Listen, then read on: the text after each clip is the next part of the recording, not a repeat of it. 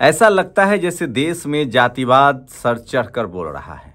सोचिए, ग्वालियर में बाबा साहेब की मूर्ति नहीं लगने दी जा रही है। वहाँ के एक ब्राह्मण वकील का कहना है कि हम भगवान राम की मूर्ति लगाएंगे, 100 मूर्ति लगाएंगे। मतलब भगवान राम की मूर्ति और बाबा साहेब की मूर्ति कोर्ट में, भगवान राम की मूर्ति मंदिर में तो है। तो सोचिए कि कुछ भी बोलते हैं, कोर्ट में बाबा साहेब की मूर्ति चाहिए, मंदिर में तो कोई बाबा साहेब की मूर्ति मांग नहीं रहा है। भगवान की जगह तो मंदिर है और देश तो संविधान से चलता है, कोर्ट संविधान से चलता है, मंदिर आस्था से चलता है। तो जहां आस्था है वहां आपके राम हैं, जहां कानून है, कोर्ट है, कचहरी है, वहां बाबा साहेब अम्बेडकर हैं। तो बहुजनों के साथ कितना बड़ा खेल हो रहा है, सो समझिए। एक कोर्ट में कह रहा है कि भगवान राम की मंदिर चाहिए, बाबा साहेब की नहीं। वहीं जहां आस्था है, जहां बहुजन समाज की आस्था है मंदिर, जैसे हिंदुओं की आस्था मंदिर है, खासकर ब्राह्मण समाज उसको कंट्रोल करता है, लेकिन इस देश की बहुसंख्यक आबादी जो धम्म के अनुयायी हैं, शाक्य वंश के लोग, कोली वंश के लोग, नंद वंश के लोग, सब ये देश बुद्ध की पहचान से जाना जाता है, धम्म से जाना जाता है। वहाँ महाबोधि बोध विहार में वो शिवलिंग की पूजा कर रहे हैं। और पूजा करने कौन जा रहा है? बिहार के गवर्नर, नाम आरिफ मोहम्मद खान। अब बताइए, जिस मुसलमानों को उन्होंने कुंभ में नहीं जाने दिया, क्या वो मुसलमानों से भगवान राम मंदिर में शिवलिंग की पूजा कराएंगे या देश के किसी मंदिर में शिवलिंग की पूजा कराएंगे? लेकिन नहीं, महाबोधि बोध विहार में उनको कब्जा करना है। वहां उनको मुसलमानों से कोई दिक्कत नहीं है। और सोचिए, बीजेपी के नेता सेना के खिलाफ तो बोल ही रहे हैं। ब्रजभूषण शरण सिंह याद हैं, जो किसान समाज की बेटियों ने जिन पर जघन्य आरोप लगाया था, वो कह रहे हैं कि 3 कानून खत्म हो जाना चाहिए। महिला उत्पीड़न का कानून, महिलाएं उत्पीड़न का आरोप न लगाएं, दहेज उत्पीड़न का कानून और SC/ST एक्ट, दलित उत्पीड़न का कानून खत्म हो जाना चाहिए। ये कौन कह रहा है?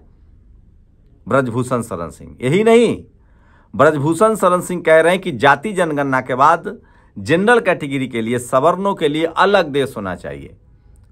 मैं बताऊंगा कि इस राजनीति का क्या है जवाब। नमस्कार, मैं शंभू कुमार सिंह और आप देख रहे हैं नेशनल दस्तक। ब्रजभूषण शरण सिंह लगातार गलत बयानी करने के लिए जाने जाते हैं। सबको पता है कि उनका राजनीतिक करियर कैसा है और वो किस तरह के लोग हैं। ब्रजभूषण शरण सिंह ने जो बयान दिया है वो चौंकाने वाला है, डराने वाला है। वो कह रहे हैं, जबकि वो बीजेपी के नेता, भले मेंबर ऑफ पार्लियामेंट ना हो, उनके बेटा सांसद हैं, वो लंबे समय तक बीजेपी के सांसद रहे हैं। वो कह रहे हैं कि दहेज उत्पीड़न खत्म होना चाहिए। बस सोचिए, क्या दहेज इस देश में नहीं चलता है? ये कितना बड़ा महिला विरोधी बयान है। क्या किसी कानून का दुरुपयोग हो जाए तो वो कानून खत्म कर देंगे? तब तो रेप के कई सारे मामले झूठे साबित हो सकते हैं।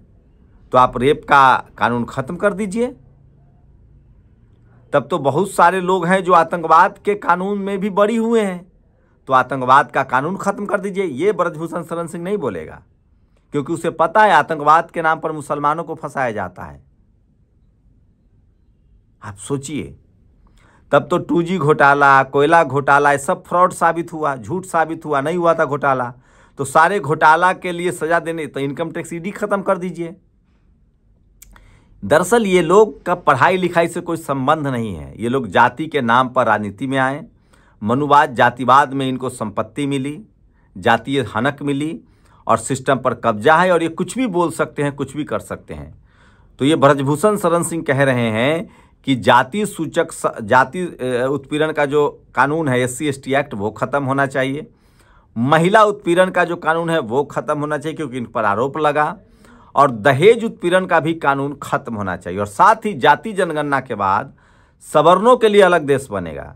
क्या बात कर रहे हैं ब्रजभूषण शरण सिंह?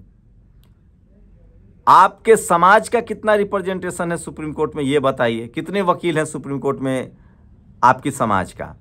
जाट समाज के कितने हैं? मराठा समाज के कितने हैं? पटेल समाज के कितने वकील हैं? जाति जनगणना इसलिए नहीं है सर कि जातिवाद बढ़े। जाति जनगणना इसीलिए है कि ठाकुर समाज के लोग अगर हाईकोर्ट, सुप्रीम कोर्ट में वकील नहीं है तो उनको भी रिप्रेजेंटेशन मिले। जाट समाज के नहीं है तो उनको भी रिप्रेजेंटेशन मिले, उनको भी हाई कोर्ट सुप्रीम कोर्ट में जज बनाया जाए। पटेल समाज के लोग नहीं है तो उनको भी रिप्रेजेंटेशन मिले, क्षत्रिय समाज के लोग नहीं तो उनको भी रिप्रेजेंटेशन मिले। इसीलिए जाति जनगणना कराई जा रही है। जाति जनगणना राष्ट्र निर्माण के लिए, देश बनाने के लिए, देश को मजबूत बनाने के लिए, देश तोड़ने के लिए नहीं। देश टूटता है जातिवाद से, मनुस्मृति से, जहाँ जाति देखकर फैसले दिए जाते हैं, जाति देखकर नौकरियां दी जाती है, जाति देखकर मान सम्मान दिया जाता है और जाति देखकर पुजारी बनाया जाता है। इससे देश टूटता है। तो ब्रजभूषण शरण सिंह जैसे लोगों की कमी नहीं है इस देश में। दूसरी खबर सोचिए, इस देश में आप अगर ब्राह्मणवाद के खिलाफ बोलेंगे, मनुवाद के खिलाफ बोलेंगे तो आपकी मूर्ति नहीं लगने दी जाएगी। सोचिए, एक ब्राह्मण वकील ग्वालियर में कैमरे पर कह रहा है कि ये कोई पब्लिक प्रॉपर्टी, प्राइवेट प्रॉपर्टी है जो बाबा साहब की मूर्ति लगा देंगे। अरे सर, बाबा साहब की मूर्ति इसलिए लग रही है कि वो सरकारी संपत्ति है, पब्लिक प्रॉपर्टी है, और पब्लिक प्रॉपर्टी में मूर्ति उनकी लगनी चाहिए जिन्होंने उस पब्लिक प्रॉपर्टी को बनाया हो। बाबा साहब का संविधान ने इस देश से जातिवाद खत्म किया और इस देश को एकजुट किया, मजबूत किया। सम्राट अशोक के बाद सबसे ज़्यादा अगर देश की मजबूती के लिए कोई काम किया तो बाबा साहब अम्बेडकर हैं। उन्हीं के संविधान की वजह से उत्तर, दक्षिण, पूरब, पश्चिम के लोग एकजुट हैं, हर जाति धर्म के लोग एकजुट हैं और संविधान मानते हैं। पंडित जी यहीं नहीं रुकते हैं, कहते हैं कि नहीं, यहाँ हमें हम तो राम की मंदिर लगाना चाहते हैं, भगवान राम का मूर्ति लगाना चाहते हैं। अरे सर, भगवान राम की मूर्ति अयोध्या में बनी है उसी संविधान से, उसी बाबा साहब के संविधान से, उसी कोर्ट से, और कोर्ट बाबा साहब के संविधान से चलता है। देश के पहले कानून मंत्री हैं, उन्होंने संविधान के ड्राफ्टिंग कमेटी के चेयरमैन है, संविधान लिखा है उन्होंने, संविधान सभा में सारी बहस का जवाब उन्होंने दिया है। तो आप बताइए, भगवान राम की मूर्ति आप मंदिर में लगाइए, आस्था का प्रश्न है। आपको जितना मन हो उतना मंदिर खड़ा कीजिए अपनी संपत्ति लगाकर, अपने समाज का चंदा लेकर। जो लोग भी भगवान राम में आस्था रखते हैं उनसे चंदा लीजिए, बनाइए। सर, पब्लिक प्रॉपर्टी होती है उन लोगों के लिए जिन्होंने इस देश को बनाया है, जिन्होंने इस देश में बाबा साहब की मूर्ति इसलिए कोर्ट में होनी चाहिए कि कोर्ट संविधान से चलता है, आस्था से नहीं चलता है। जहां आस्था का सवाल है वहां भगवान राम की मूर्ति लगाइए, कौन रोक रहा है आपको। लेकिन जहां देश कानून से चलता है, संविधान से चलता है, सोचिए मनु की मूर्ति लगी हुई है जयपुर हाई कोर्ट में। अब तो मनुस्मृति से देश चल नहीं रहा है, अब तो संविधान से चल रहा है। तो बाबा साहब की मूर्ति इसलिए जरूरी है क्योंकि बाबा साहब संविधान मानने वाले लोग थे, और कोर्ट कानून आस्था से नहीं संविधान से चलता है। वकील साहब, ये कैसे समझाए? इसका मतलब क्यों न माना जाए कि जाति विशेष के लोग जो कोर्ट कचहरी में बैठे हैं वो आस्था से फैसले देते हैं। मनुस्मृति आस्था आधारित कानून था, संविधान बराबरी आधारित कानून है, इक्वालिटी, फ्रेटर्निटी, समानता की बात करता है, विज्ञान आधारित कानून है। अगर आप पर कोई आरोप लगेगा कि आपने मर्डर किया है तो उसकी फॉरेंसिक जांच होगी, सबूत दिए जाएंगे। आस्था की वजह से नहीं होगा कि हिंदू ने मारा है तो छोड़ दीजिए, ब्राह्मण ने मारा है तो छोड़ दीजिए, मुस्लिम ने मारा है तो सजा दीजिए। आस्था से नहीं चलता है, संविधान से चलता है कोर्ट कचहरी। इसलिए वहाँ बाबा साहब की मूर्ति चाहिए। इतना समझिए, और इतना हम लोग अब समझ रहे हैं। तीसरी बड़ी बात सोचिए, जब आस्था का सवाल आया, कुंभ में मुसलमानों के जाने पर तरह तरह के बयान आए थे। देश की सेवा कर चुके मोहम्मद कैफ ने डुबकी लगा ली थी तो तमाम लोगों ने ट्रोल किया था। आप सोचिए, राम मंदिर में आप कल्पना कर सकते हैं कोई मुसलमान जाके पूजा पाठ कराएं? हर जगह मस्जिदों के आगे शिवलिंग खोजा जा रहा है, मस्जिदों के आगे डीजे बजाए जाते हैं। लेकिन जब महाबोधि बौद्ध विहार का आंदोलन चल रहा है तो वहाँ बीजेपी की सरकार है, बिहार में नीतीश कुमार की, गठबंधन की सरकार है। आरिफ मोहम्मद खान से शिवलिंग पूजा करवाया गया महाबोधि बौद्ध विहार में।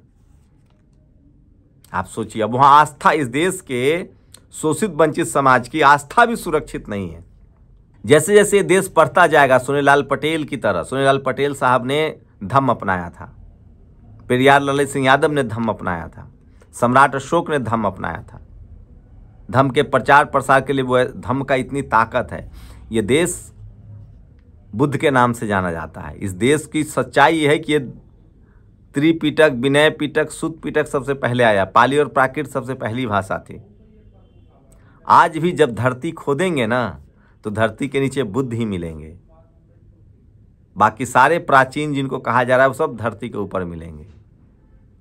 तो हम लोग जानते हैं धीरे धीरे जैसे जैसे इस देश की शोषित वंचित समाज, अल्पसंख्यक समाज 90% लोग पढ़ते लिखते जाएंगे, उनकी आस्था भी सुरक्षित रहेंगी। तो आप सोचिए, जहाँ बाबा साहब की मूर्ति है वहाँ आस्था का सवाल उठाया जा रहा है, और जहाँ आस्था का सवाल है वहाँ संविधान कहता है कि सबकी आस्था सुरक्षित हो। कोई मंदिर में जाकर मस्जिद नहीं बना सकता है। अब फिर आप बुद्ध विहार में जाकर कैसे अतिक्रमण कर सकते हैं, ये बड़ा सवाल है। लगातार आंदोलन चल रहा है। 29 मई को सुप्रीम कोर्ट में फैसला आ सकता है महाबोधि बौद्ध विहार पर। इसी भी सोचिए कि भारत के विदेश मंत्री एस जयशंकर ने कहा कि वो पाकिस्तान को बता चुके थे कि हम आतंकियों पर हमला करेंगे। तो क्या सेना का इस्तेमाल सिर्फ वोट के लिए हो रहा है? बताकर हमला किया जाता है। और क्या पाकिस्तान ने अपने आतंकियों को नहीं बचाया होगा? सोचिए। खैर, प्रधानमंत्री की एक अच्छी कोशिश है। एक सर्वदलीय गठित की गई है। एस जयशंकर कुछ कर नहीं पाए बेहतर। शशि थरूर, कनिमोरी मोझी भी हैं उसमें। एक प्रतिनिधिमंडल दुनिया भर में जाएगा। लेकिन सोचिए, इसी बीच एक बड़ी खबर बता रहा हूं। प्रधानमंत्री ने 72 देशों का दौरा किया है 11 साल में। 72 देशों का, और 129 बार। सिर्फ अकेले अमेरिका वो 11 साल में 10 बार गए हैं। उसके बाद भी उनको दुनिया भर से समर्थन नहीं मिल रहा है। सोचिएगा जरूर। शुक्रिया। दस्तक की आपसे गुजारिश है कि अगर इसको बचाना चाहते हैं तो नेशनल दस्तक को सब्सक्राइब करने के लिए रेड कलर के सब्सक्राइब बटन को दबाएं, फिर बेल आइकन की घंटी दबाएं। नेशनल दस्तक को बचाने के लिए बहुत जरूरी है कि हर खबर को शेयर करें, लाइक करें, कमेंट जरूर करें।